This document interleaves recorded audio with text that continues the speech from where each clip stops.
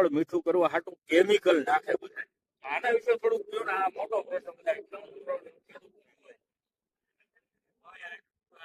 મીઠાશ માટેની જો પ્રોસેસ છે ને એ હકીકતમાં એના માટે કોઈ કેમિકલ કે કોઈ સુગર નથી આવતું, પણ એમાં કલર ઉપર કાળો છે, આ નીચે પલટાવો તો સફેદ ડાઘો છે. દેખો આ જે આ ભાગ છે ને, આ ભાગ ઉપર સીધા સૂર્યપ્રકાશ ન પડતો હોય એટલે ફ્રૂટ પાકે ત્યાં સુધી આ ડાઘ આમ જ રહેવો જોઈએ. આમ પલટી મારી જાય ને તો એ ડાઘો તવામાં બદલી જાય, મોટું થતા તવાઈ જાય, ખરાબ થઈ જાય. એ ફ્રૂટ જાજો ટાઈમ રીએ નહીં, છોડવામાંથી લીધા પછી અઠવાડિયે 10 દિવસમાં ફેલ થઈ જાય. કારણ કે આ ફ્રૂટ આમનું મોટું પાકી ગયું તો તમારે 3 મહિના સુધી રાખવાની મારી ગેરંટી. તમારે ઘરે રાખી દેવું, 3 મહિના પછી ખાવ એટલે મારી ગેરંટી ફ્રૂટ ના બગડે. આપણે આવ્યા હતા ભીખુભાઈ ની મુલાકાતે, જે લગભગ આજ ઘણા વર્ષોથી તરબૂચ નું વાવેતર કરે અને પ્રોફિટ પણ સારું મેળવે છે. અને મિત્રો તમે નહીં માનો, એટલા એરિયામાં એનું ફળ અને સ્વાદમાં પણ વખણાવશે તરબૂચ. ભીખુભાઈ પ્રથમ તો વાવેતરમાં શું કાળજી રાખવી જોઈએ આપણે? વાવેતરમાં એક તો પેલા શરૂઆતમાં થોડું જે આપણે તૈયાર કરીએ ત્યારે છાણિયું ખાતર અને રાસાયણિક ખાતરની જે કીટો આવે એ એવિસ કંપનીની વાપરું, સ્ટાન્ડર્ડ કંપનીની કીટ વાપરવી પડે. અને એ હિસાબથી પેલા થોડું તૈયાર કરીએ ત્યારે જ એનો ઉપયોગ કરી લેવાનો, બરોબર. ત્યાર પછી જ વાવેતર કરવાનું. પછી જે ફૂગ આવે છે ઉપર પાંદડામાં પણ, જે પાવડર મીડિયો આપણી દેશી ભાષા મિત્રો એને સફેદ સારી કહેવાય. હા, અને થડની ફૂગ આવતી હોય, સફેદ ફૂગેની છે, એ હિસાબે ઘણી વાર છોડ નબળો પડતો હોય, ઘણી વાર છોડ ફૂકાઈ પડી જતો હોય. તો એના માટે તમે શું કાળજી લ્યો? શરૂઆતમાં વાવી દીધા પછી આપણે 15 દિવસે 20 દિવસે પાણી આપવાનું થાય ને ત્યારે અમે જે બેક્ટેરિયા આવે છે સફેદ ફૂગના, કાળી ફૂગના, મિત્રો આ તમને થોડી કહી દઉં, સફેદ ફૂગના આવે છે ભીખુભાઈ, એ આપણે ટાઇકોડરમાં ઉપયોગ કરીએ. અને જે કાળી ફૂગ આવે એ સુડોમાં.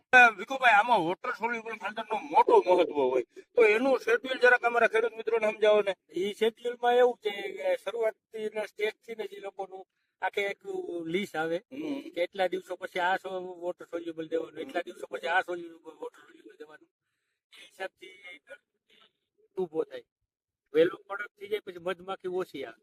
ખેડૂત મિત્રો આયા ધ્યાન દેવાની વાત એ છે ભીખુભાઈજી કે દવાઈઓ છાંટવી જોઈએ આપણે, પણ મધમાખીને નુકસાન ન થવું જોઈએ. હા, મધમાખી આપણે મોટો ફાયદો કરતી હોય, ફૂલમાંથી જે ફળ બને ફલીકરણમાં બહુ મોટો ફાયદો થાય. એટલે મધમાખીને આમંત્રણ અપાય એવું કરાય, એને નુકસાન પહોંચાય એવું હેવી ડોઝ ન મરાય. જો થીપ થતી હોય તો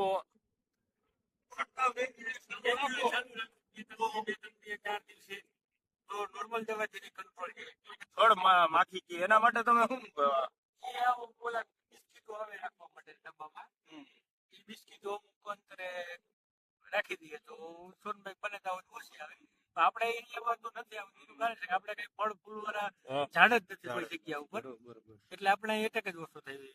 આ જો કહેવાય તો નહીં, પણ તમને પૂછી દઉં, ઘણા સિટીમાં માન્યતા હોય કે ફળ મીઠું કરવા હાટું કેમિકલ નાખે બધા. આના વિશે થોડુંક કહો ને. આ મોટો પ્રશ્ન બધા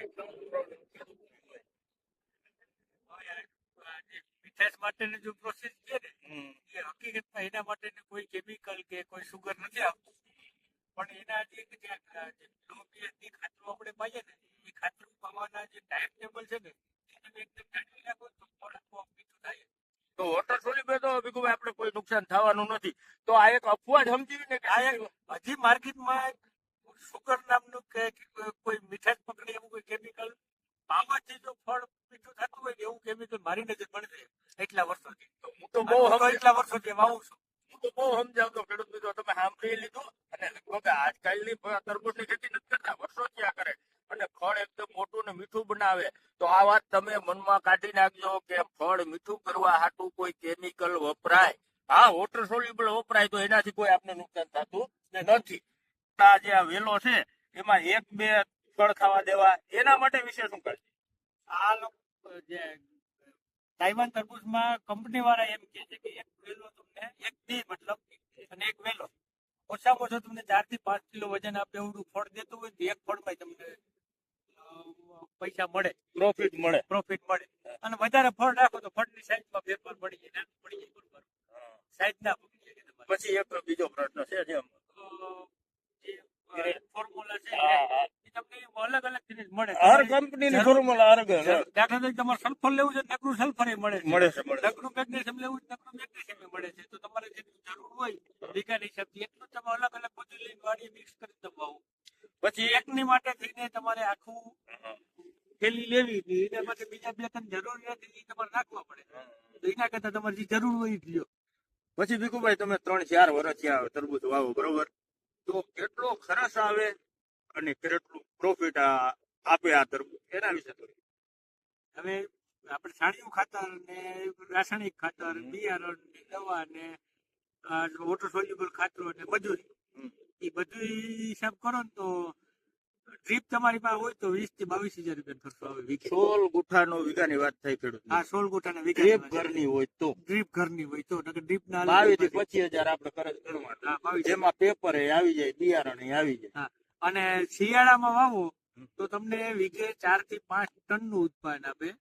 ઉનાળામાં વાવો તો તમને ઓછામાં ઓછું 10 થી 12 ટન નું ઉત્પાદન આપે. અને શિયાળામાં તો ભીખુભાઈ રોગ જીવાત વધારે આવે એટલે જે સારવારનો ખર્ચ એ વધી જાય ને શિયાળામાં સારવારનો ખર્ચ વધવાનું કારણ છે કે મુલત તમારો 90 દિવસ લે બરોબર અને ઉનાળામાં 60 દિવસમાં પતી તમારી 1 મહિનાની મહેનત ઓછી થાય અને 1 મહિનાનો ખર્ચો ઓછો થાય. તો આપણે 25,000 ગણી વીઘાનો ખર્ચ 16 ગુઠાનો. હવે કરી પ્રોફિટ ની વાત પ્રોફિટ ની વાત કરો તો વીઘે 10 ટન પકડો તમે માલ અને 8 રૂપિયાના ભાવથી બજારમાં બેસો તમે હોલસેલમાં કોઈ આડતિયા તો 80,000 રૂપિયા વીઘો થાય. બરોબર તો પ્રોફિટ જ છે જો હરખું ધ્યાન દઈને ખેતી કરો તો એનો પ્રશ્ન હોય કે આને માર્કેટિંગ જો ખેડૂત કરે તો સારું પ્રોફિટ મળે અને મેં સાંભળ્યું છે તમે લગભગ 2 વર્ષથી આ તમે પોતે સિટીમાં જઈ અને વેચો છો માર્કેટિંગ કરો છો. ગયા વર્ષે મોટા ભાગના ખેડૂતને તરબૂચનું ઉનાળાનું ઉત્પાદન ફેંકી દીધું માવઠાના હિસાબે અને મેં રિટેલમાં છૂટકમાં વેચ્યા હતા અને 15 રૂપિયા કિલો વેચ્યા હતા. મિત્રો ઘણી એવી વાત છે જે આપણે ન જાણતા હોય. નક્કી ના તો મિત્રો તમારે કોઈ પણ વધારે માહિતી જોતી હોય તરબૂચની તો ભીખુભાઈની તમે મુલાકાત લઈ શકો પણ ફોન કરીને આવજો. ઘણીવાર ભીખુભાઈ બહાર હોય એને હિસાબે જો ફોન કર્યો હોય તો તમારી મુલાકાત થઈ જાય. આ હતી તરબૂચની વાત ને આગળ પણ હું અહીંયા મુલાકાત લઈ કેટલું ઉત્પાદન થાય કેવા ફળ થાય એને વિશે વિગતવાર જાણશું. અને આ વિડીયો જે બધાને શેર કરજો એટલે બધાને તરબૂચની માહિતી મળે અને મારી આઈડીને ફોલો ન કરી તો ફોલો કરી લેજો.